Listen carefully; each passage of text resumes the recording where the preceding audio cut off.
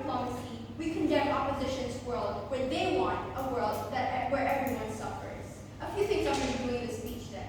Firstly, on rebuttals and commentaries on their argument and points. Secondly, on rebuttals and secondly on arguments and extensions. Firstly, on rebuttals then and commentaries. They mentioned about how revoking ideology is inherently bad because every country deserves to have their own ideology. Every country deserves to do whatever they want for their citizens. We think this is so bad, this is so harmful, this is such a harmful argument because we told you since PM that it is okay to revoke an ideology when it comes to harming human rights, when it is the people, the junta people trying to kill a bunch of Myanmar people, when it comes to these Myanmar people trying to take away their rights of being a normal human being, right? We told you that if they do a bad treatment for these human rights, it is justifiable that we don't treat them well as well, because that's the trade-off, right? If you want to treat people badly, you have to receive the consequences. And we don't think giving out sanctions is enough, because simply this country wouldn't feel as if anything's going to affect them. They wouldn't suddenly stop attacking these people exactly because you say ideologies are so strong.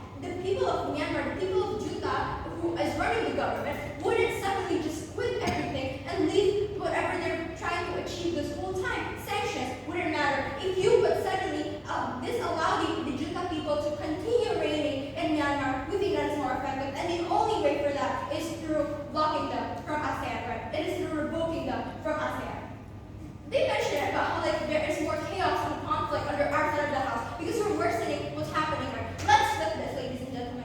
Let's flip this. They say there's more chaos and conflict, but we think under your side of the house, chaos and conflict wasn't even stopped in the first place, because then who is there for the people of Myanmar? Who is there to protect these people from the junta government, right? No one is there, and no one actually cares, because the junta government can do whatever they want to begin with. Again, it is justifiable for more chaos and conflict even, because it is so major, it's such a major issue, that even if it takes for more conflict and chaos, at least it'll bring attention to the issue. At least more countries are going to care more about what's happening in Myanmar and are going to condemn Myanmar for whatever they've been doing, especially the human rights violations they've been doing, right? And if a country, again, harms human rights, and they say about okay, but this country deserves to do whatever they want to the country. If every country, like what you imagine on your side of the house, has every right to defend itself without other countries intervening, even if that means they're doing human rights violations, Palestine would be ethnic cleansed already, because you think their interference for other countries wouldn't matter. Well, we think in the status quo, interference from different countries matters. That's exactly the point of diplomacy. That's exactly what other countries communicate with each other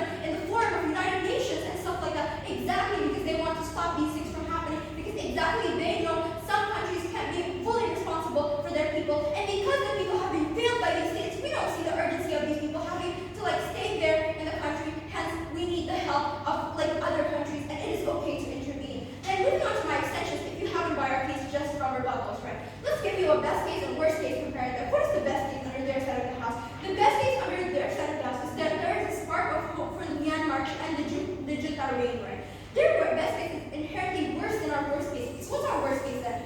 Under our worst case scenario, there is people in Myanmar who are left on their own. We think that their best case is bad. Why? Their best case is bad because as long as the Myanmar country is a member of the ASEAN, it means that the ASEAN are collectively supporting Myanmar and whatever junta is doing for the people of Myanmar, right? Because the support we can give to the people is limited. We explained to you from PM that no matter what kind of aid we're trying to provide the people of Myanmar, it's going to be stopped because the junta people wouldn't care about the people, right? The aid that you're trying to give is going to be blocked. The aid you're trying to provide is going to be given to other parts, like for example, for the military needs of these junta military who are inherently evil and are a human right violator, right? And we recognize, but we still recognize the state of Myanmar as part of ASEAN, for example. We validate their ideology, and you even agreed on your side of the house that their ideology is inherently bad. So why would you validate the ideology of collectively killing people and doing massacres and doing these things that are actively harming human rights?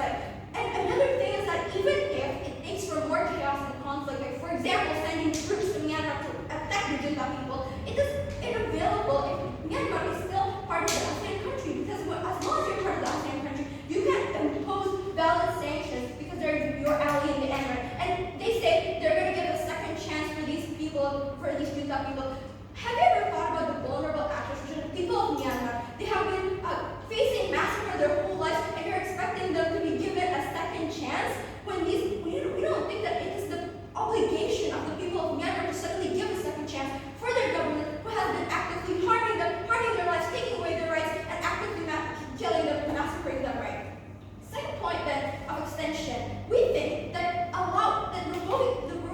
them from ASEAN, it is the best course of action to condemn their wrongdoings without further confrontations, right? Because we think that just by allowing them to get out of the ASEAN, revoking them from ASEAN, it already sends a clear message to the world about how bad they are as a state, about how bad they are at catering for their people. It already sends so much message to the world to not have more, to no longer defend Myanmar. Their side of the house mentioned about how, okay, but even if Myanmar is going to attack these other countries, there are people who are going to be an ally of Myanmar. We think this is false. No analysis on this, because who is going to be an ally of a country that's actively doing human rights? Who's going to stick together with Myanmar and have the whole world condemning them? Because the whole world collectively understands human rights violation is inherently in and on itself evil and bad, and we think nobody wants to defend this right. So we think it is the best course of action, the most effective course of action to end vegetarian once and for all. It sends, again,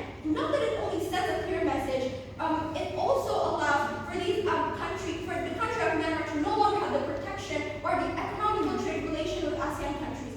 They said it exists under their side of the house and you impose sanctions or something. But then when you do this, they're given a second chance. Why do they need a second chance when they're actively violating human rights, right? When this country is facing no more protection or no more economic trade, it raises a spark from the people, right? The people will have a spark and a sense of revolution in everyone because they experienced economic hardship to begin with. Hence, they would revolt against the government. And the vulnerable actors in the state do not want to stay in the state when they're actively killing people. And we told you, it doesn't mean that we're not protecting the people of Myanmar, right? We're still accepting them as refugees and whatnot. But then it sends more message for the people that their country is ultimately doing something so evil, they have to condemn it, right? And again, exactly because Myanmar has been a country of ASEAN for so long, it feels justifiable for them to be revoked once they do a human rights violation, because that means they're no longer in the right path of what ASEAN is actually